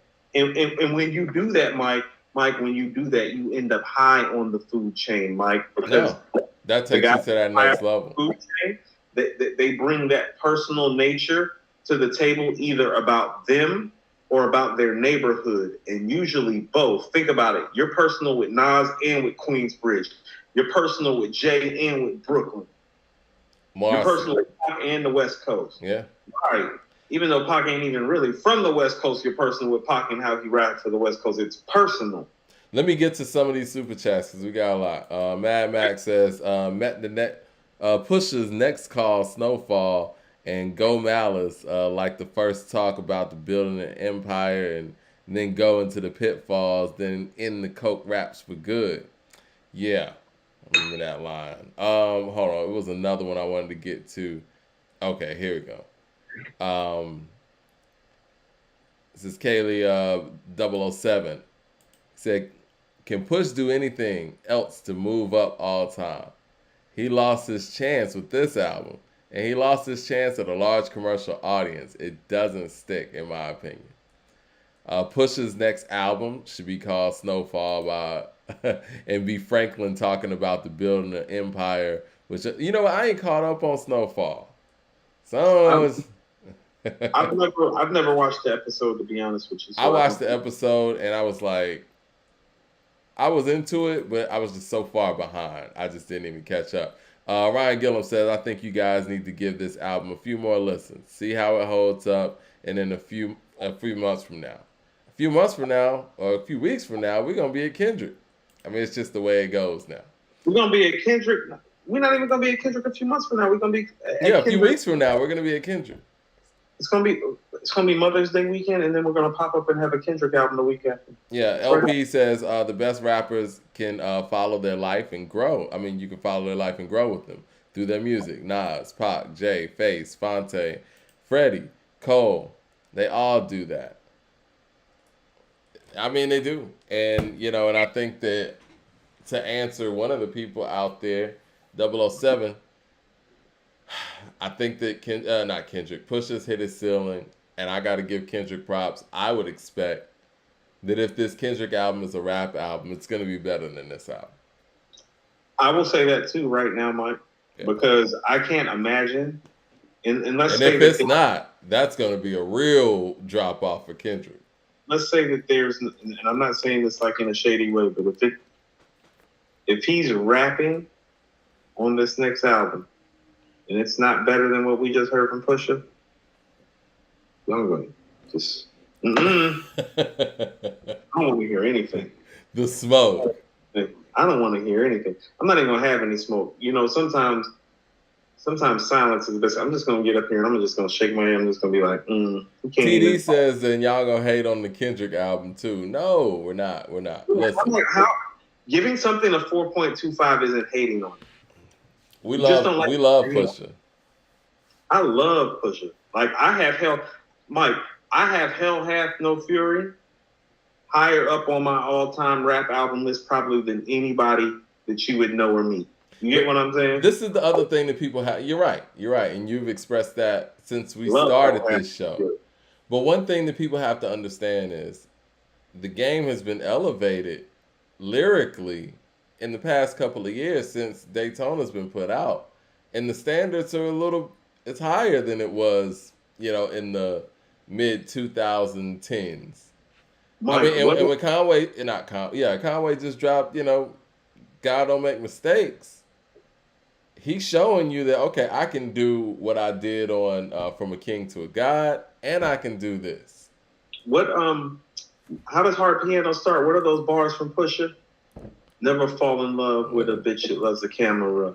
She will turn around and fuck you and fuck the janitor. Set the parameters. Either with the pro ballers or the amateurs. I'm just going to be honest, man. There's nothing like that. There's nothing on that album that made me feel... There's nothing on this album like that bar right there. No. There's nothing on this album that made me feel like that or like the games we played when I heard it for the first time. When I heard the games we played for the first time, I put that joint on repeat before I even finished listening to the rest of the album. I was like, I got to hear this again. All of my young niggas, I'm in your ghost in your ray. That second verse, vicious, man. Any days? Yeah.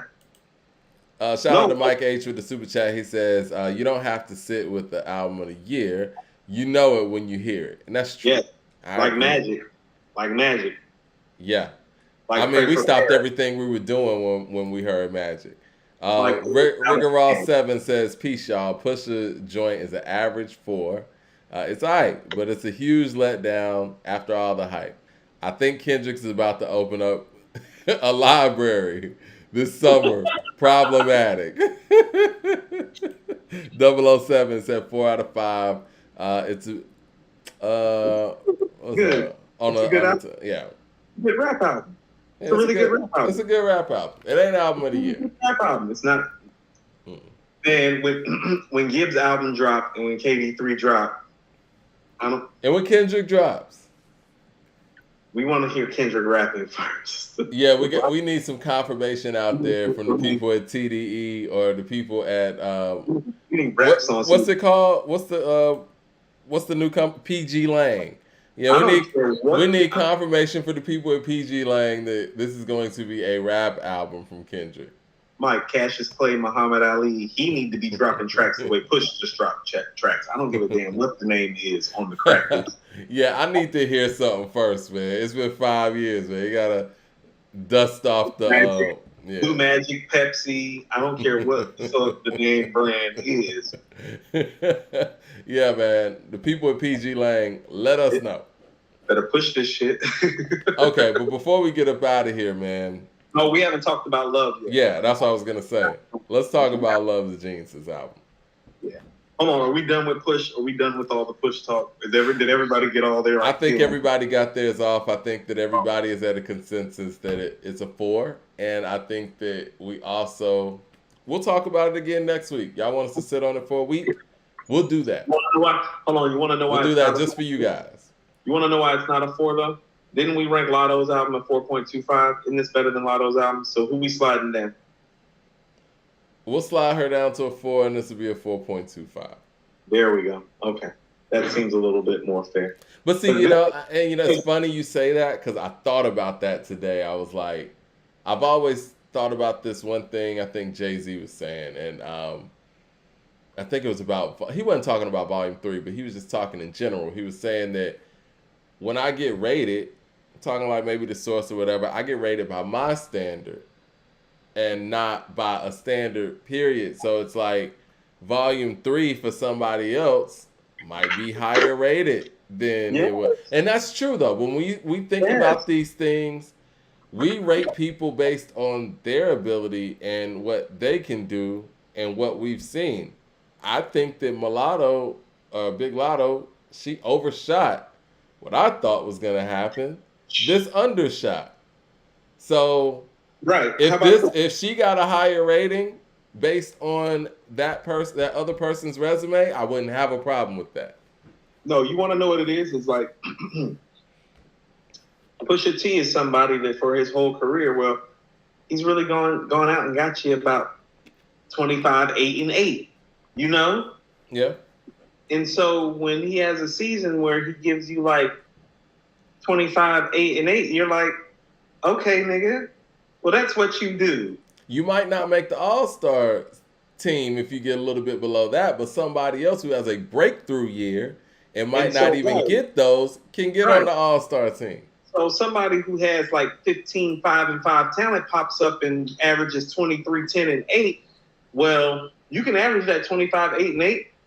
You're going to find yourself on second or third team All-NBA, and that person's going to be on first team All-NBA that year. Right. Jordan House says, I don't know if you guys have peeped it already, but y'all got to check out, what is it? The Billy Woods Project. We got to get to that. It's in the queue. Okay, yeah. We got to get to that. Andre Shashir says, can y'all rank Nas's albums in order? I'm stuck. We're not going to do that today, are we? Andre, I'm stuck too, but here's my early thoughts on that. I think that it's going to end up, listen to what I'm about to say, Mike, I think it might end up being historically Illmatic. It was written Magic, Stillmatic, Godson. Wow. I think that's going down. Actually, hold on. No. You're not counting Lost Tapes? That's what I was just thinking. I'm thinking, hold on. I think historically it's going to go down Illmatic. It was written Magic, Stillmatic, Lost Tapes, KD2, Godson. Okay. Rigor Raw 7 says Kendrick pulling the Conway move. Label can pick what they want to pick from their album, and then they got 40 joints to pull out your brand. This is the way. Okay. You know what? That'd be cool if he dropped his last shit, right? But he's still on Aftermath. And then he come with another Kendrick album later on in the year. Kendrick, you do owe us 2 albums in 1 year. Mike, this nigga, y'all talking about some 2 albums in 1 year? If y'all don't stop, this nigga done gave us 4 albums in 10 years. Y'all talking about 2 albums in 1 year. If y'all don't stop this shit, y'all don't stop this shit. Like, this is what I be talking about, Mike. I'm gonna tell you something. If he drops 2 albums in 1 year, like legit 2 albums, not like that untitled and matched stuff. If he drops 2 albums in 1, Mike, that'll be like, remember Dave Chappelle, like great moments in like Negro history? That'd be like a great moment in Negro history. Nas did it last year. Huh? Nas did it last year. Nas did it with Nostradamus and I Am too, Mike. That's what I'm saying. But I'm just saying, we're talking about recent times. No, but Mike, I'm talking about somebody that's proven himself capable of doing the shit that's been being said might happen. Like, we don't have any evidence. Once again, I want some evidence that he's shown that he can put out 2 projects in 1 year, Mike. We're struggling to get a project every 3.5, 4 years. What Jay say on the takeover? You had 1, let's say 2. Maybe that's a 1 every 10-year average. You got 4 albums every 10 years. What are you talking about 2 albums in 1 year? Can we get 1 album where the nigga's rapping from beginning to end? Can we maybe get a beat from Dr. Dre? You see how motherfuckers be talking? That's a shit. You're not going to get a beat from Dr. Dre. It's not. You're going to get a beat from Dr. Dre. It's not after, man. All right. So let's talk about this Love the Genius and we'll get up out of here, man. because we started talking about it. What were some of your favorite songs on here? All of it, Mike. She's brilliant. I think so too. Brilliant, Mike. I She's think brilliant. that I think Conway has a gold mine here, man, She's and I brilliant. don't mean that in like monetary terms. I just think just a brilliant artist that can do a lot of things and that can really spit, and it needs to get a lot more attention out here That's why I because want to she's talk about. working, man. Like I want to she's talk out about. here in the booth. She's She's doing the nice. freestyles. I Nice. don't know. Let me ask you this: what do you think that? What do you think will break through a lot of that? For love, is it a feature? No, we need to start. Okay, so Lauren Hill was obviously appealing to the eye, but man, she was skilled than a motherfucker. Okay, love is beautiful, by the way, but man, she's skilled. She's nice, and people need to start talking about her the way that she asks to be talked about, which is as an MC and not a female MC. Because to just call her a female MC is to disrespect what she is bringing to the table in totality of what she does. Mike, she can rap over a hardcore beat, rap over a jazz inspired beat, rap over a soft beat. She can sing your hook, she can Yep. rap your hook. Bar wise, she's fluid, nothing that she cannot do. Subject matter wise, Mike, she's as versatile a female as we have had. And that, and when I listen, what I'm about to say, her versatility in terms of subject matter supersedes Lauren because Lauren won't say some of the shit that Love will say. I know niggas who sell drugs. I know niggas who kidnap.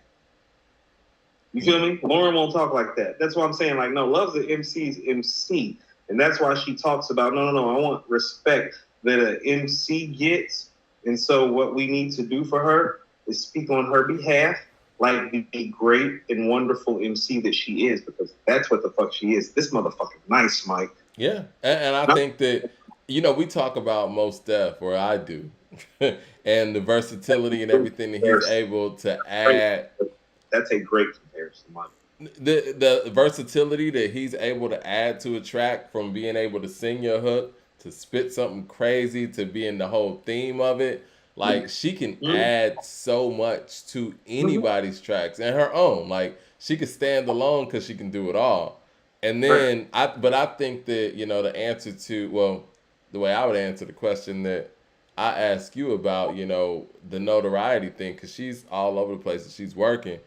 I think that I would love to pair her up with, like, I mean, I don't know if Black Thought's working on a project or anything, but she do a hook and a verse alongside with somebody like a Black Thought, and people can hear it. I think they can make a dope record together. Just putting that out in the atmosphere. What do you think? So if I do have a critique for her, because I'm going to be honest and fair with anything, and I'm a big fan of hers, I think the weakest part of her game is her hooks. And so if you're asking me what she can do, because of how versatile she is, I would say that her hook game needs to go to the level that her versatility, subject matter, and lyricism resides, which I find to be elite. Like, her lyricism and subject matter and agility are elite, okay? Ray Realm said that Love is one of the top 10 female MCs of all time. And I know she doesn't want to be called a female MC, but that's what... If we were having that conversation, I would agree with you right now off of that. Correct. But what I'm trying to tell you is that capable to be number one on that list. That's what I keep trying. That's why I keep bringing up the Lauren conversation. It's like, no. This one right here, when it's all said and done, if we're just having a conversation and going to be, biased about it and tag the female side of it, this one has the capability as a woman in this sphere to be the greatest female to ever touch the mic. And so what we can do is start talking about her in that regard. Like, this can be the greatest female MC to ever touch the mic, even though she may not Rhapsody? like it. I'm going to tell you something. First of all, the production side of things is where I'm going to need the people around Rhapsody to step it up to this level.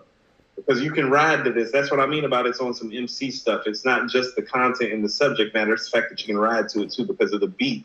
And it's also because too, she also too will get gritty in a way that Rhapsody doesn't always does. And not to say Rhapsody don't get her hands dirty with it, but not like Love.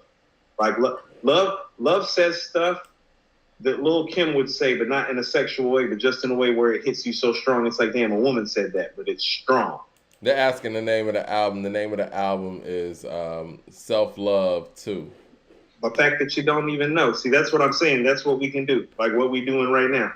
Like yeah. That's it. Because like she's got it. I'm from Carolina. I love Rhapsody. And I told you, Eve is the best project I've ever heard a female MC put together, just in that spectrum, from my perspective. But this is just Love doing these 5 and 7 tracks EP. Yeah. I expect Love to eclipse Rod Digger's album and the Eve album by Rhapsody when she drops a full-length major project. I expect. Well, I mean, that full-length album that she put out some years back was super dope. See, how many tracks was that though, Mike? I mean, when I'm talking full-length, I want to say that was like 14, right? No, I don't think so. I think that was those put together, wasn't it? Nah, hold on. I'm about to look it up right now. Because Self-Love, the first Self-Love is 7 tracks. Love is Love is 10 yeah, Love tracks. is Love is what I'm talking about. Yeah, that was 10. Tracks. You're right. Break Soul it just felt like it was longer than that, I guess. Yeah. That's what I'm trying to tell you. It's like she really hasn't done like a whole player. Like that 10 is the closest she got to it, which was probably her best project, wouldn't you say? Oh, yeah, definitely. Love is Love is great. Right. So she's doing these 7 to 10 joint projects, but it's like, oh man, when she drops like a 12 to 15 joint project that Conway is like jump behind, where it's like, no, where you're going to hear Armani on there. You're going to hear Conway on there and Benny on there and West, like, and they're going to put it together. This is Love putting it together. I'm talking about when they put it together for her. I expect it to be the best rap album a woman has ever made. And I think, fuck all that, it can be one of the best rap albums ever. You know, when I heard her on that extended or the deluxe of Conway's From a King to a God, I went and found who she was. Like, no, I remember when you hit me, you were like, we need to find out who this is, Coop, like right now. And I started digging right after you told me that, because, I mean, and I'm not going to be funny when I say this, and Mike, you've said this before, it's been hard for you to get into female rappers because of the content and the subject matter, right? Yeah, and you know, I'm a certain type of hip hop listener. So like, even when I heard Amani Caesar on West Side, it's like when I heard her over that hardcore shit, I was more drawn to that. Yes. You know, yes. And not a lot of female MCs take that approach in this era. You know, and that's okay. But, you know, right. I remember when, you know, Foxy used to get on the, you know, I Shot You and shit like that. Like, that's the stuff that I gravitate to. And that's what, you know, Love was doing on Conway's joint. And I was like, yo, let's check this out. LP says Ninth Wonder's beats haven't evolved. Little Brother had got away from him on their 3rd album. Even on the 5th album. 9th album sticks out for how dated it sounds. Wow, it's just going in on 9th One. Y'all must be talking about Rhapsody over there. That came out of nowhere. 007's like the origin of hip hop on A&E, hosted by Nas, is coming in May. He does so much for the culture. 50 years from now, people will realize, unlike others, who did it for them. We know who the others are. Yeah, I'm not touching it. I'm not touching it. Yo, shout out to Nas, man. I love that whole movement. And, you know, we love everything you guys do here, because that's why we're documenting every single thing that goes on these episodes, because that's important. The people are creating this hip-hop shit. You and I think our most frequent conversations behind the scenes are about how people are trying to rewrite history, how people have already rewritten history, and how part of why we're here is to make sure that shit don't happen in this hip-hop sphere. Yeah. As far as, and this is what I wanted to say, and I wasn't trying to put you on Front Street too much, Mike, but I was trying to say that when you express that thought about Love, to hear you say that, knowing you as long as I know you, and to know what your stance. And I want to say I found your stance and your take to be valid because it wasn't on some misogynistic shit. It was more on some rap shit. It's like, well, they be having the females not on some rap shit, and that's why I don't like it. That's really your stance, right? They be on the happy shit, man. Right, they be on that happy, like over sexualized, and I get when Kim dropped "No Time" with that what sample is that? But she used to be with James Brown. But yeah, when "No Time" dropped, I was like, "Yo, this shit is hard." Shit, because it is. It is. Like, yeah. Now, as far as like, no matter what people say, I'm not with that stuff. No. So I get that. So you're coming from a place of talking about creatively and musically, not misogynistically. Too often when we talk about female MCs, it comes off in the misogynistic spectrum. No matter what we say, you're talking on some rap shit. So to hear you, not hear you, but to see you send me that message, like, we need to find out who this is, Kuba. I was like, Mike's looking for a female MC, and here was my thought. That means she on some rap shit, or Mike wouldn't be looking. And that's when I started looking. And Mike, when you told me that is when I dug up all her projects and started listening that night. And I was like, Mike, you're right. She's phenomenal. She's phenomenal. Where is she? Let's find her. Let's go. Oh, well, Conway just signed a drummer agreement. I was like, well, see if she wants to come on the show and talk to us because she's fucking dope. Yeah. Listen, I'm looking forward to hearing a full length from her. And I think more people need to work with Love the Genius because I think there's so much that she can add to a song. She's different. She's very different. No, she's talented. I just think her hook game needs to get better. I think that's actually the only crack in her game right now. I think vocally she's there. I think mic performance is there. Lyrically is there. Content and subject matter has been there. Honesty has been there. Clarity has been there. She's dope. And her album had more content than Pusha's album to me. I mean, and it was only 7 songs. The first 2 songs have more content than Pusha's album. If we just gonna spade a spade, yeah, we call it what it is. And it was really refreshing to hear. I mean, from the jump, Mike, you just talked about the issues of it, but then you think about it. Listen to how Conway is talking about on God Don't Make Mistakes. Issues with seeing his son. Issues with dealing with alcoholism. He's still obviously traumatic. People don't understand this. Okay, so this man has been shot and almost murdered. Can you say PTSD? Because I hear the PTSD on God Don't Make Mistakes. So she's also taking cues from her mentor in the sense it's like, oh, this dude is nice on the mic, but able to express everything and be nice on the mic. She's doing much of the same. They're taking it to the next level. And that's what it's about. Somebody asked where she's from. She's from Buffalo. Yeah. All right, well, let's get up out of here, man. You guys have a great weekend. We definitely going to chop it up next week about... We're going to talk about these albums again. Because I'm going to listen to it this weekend, and I'm going to see how different I feel. But I don't know how different I'm going to feel. I'm going to give it some more runs. So I think, so listen, here's some albums we still haven't rated. Just to kind of leave people something. Mm-hmm. The Billy album, Billy Woods, right? Mm-hmm. Billy Woods. I got that downloaded. I'm getting to that. We still haven't talked Forever by Fife. We got to talk about that. We need to talk Forever by Fife. It's Fife. It's a Tribe Called Quest. We're a hip hop channel. At some point, I know it's late, but we got to talk about Fife because it's a great. Still go back, yeah. Yeah. Lil Durk's Reloaded. Just to be fair, the 7220. Hudson said, "Go listen to the Ab-Soul single." I did see the Ab-Soul put out a single today. Ab-Soul single today too. Yeah. I didn't get a chance to listen. Still need to listen to the Earl Sweatshirt, The Sick. Okay. But I think that'll kind of clear our plate when we get to those things. I think that's what we're behind on that we need to catch up on. Okay. All right. Well, everybody in here, man, we got the link to the digital yearbook in the description. We'll put that in the community section, too. Glad y'all rocking with that. I'm glad we were able to put that on a digital platform, too. And, yeah, go subscribe to According to Hip Hop on YouTube. Hit the bell icon so you know when we're going live.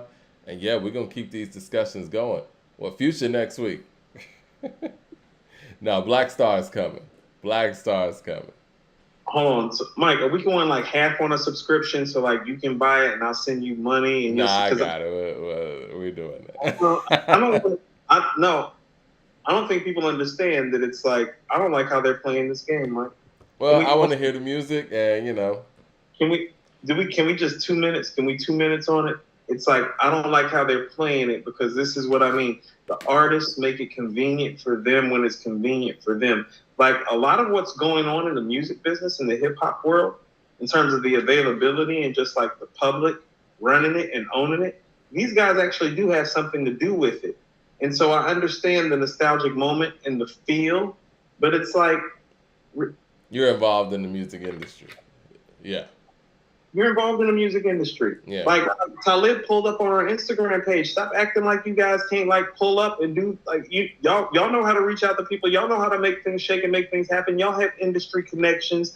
Stop making it seem like y'all are like walking around like in some brown like hooded monk uniform with a torch and a cane. Like that's not y'all. Like, y'all not that. Like Talib's a media personality. I keep trying to tell you, most played this game for a very long time.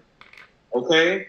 And so, like, bring the shit back out and give it to the people the way you gave it to the people originally, because the way that you gave it to the people was more classic than the music that you gave.